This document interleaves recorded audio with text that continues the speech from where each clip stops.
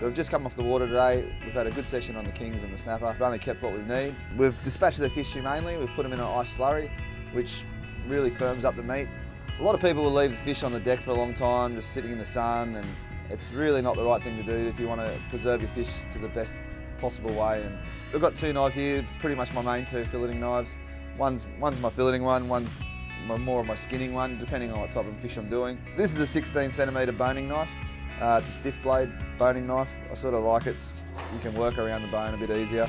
Some people like the flexi blade. Everyone has their own way, and realistically, at the end of the day, a sharp knife is key. And with the Victorinox, they've been doing it for 130 years. They're the real deal.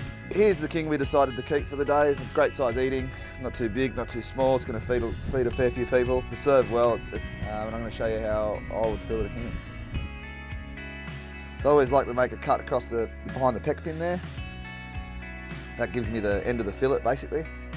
And then from there, this is why I like the boning knife, because you follow the bone, and then I usually turn it around. And be careful with these knives on your fingers. They're very sharp. You know, it's probably advisable to wear a glove in your left hand or the other hand of your knife. Run straight along the bone there, and you can sort of see, there's two ways. You can go over the rib cage and cut the whole rib cage out. I don't really like cutting the rib cage out because I don't really eat. But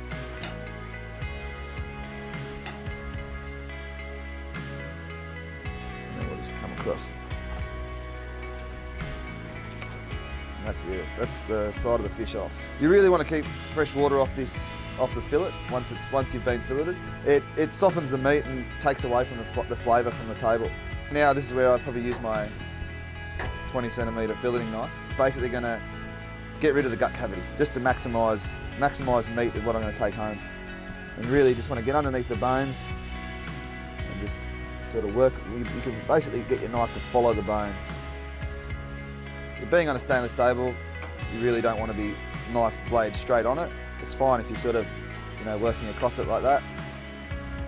But anything straight across it. The ideal situation would be to have a nylon or a timber workbench. You really want a flexi blade so you can basically get down on the fillet and sort of flex that blade along.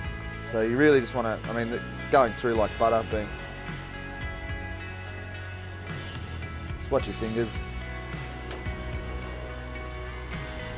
I always sort of pull it back, run it back again, and then this is ready to cut into whatever portion size you want to, whatever you want to pack at home or meal size.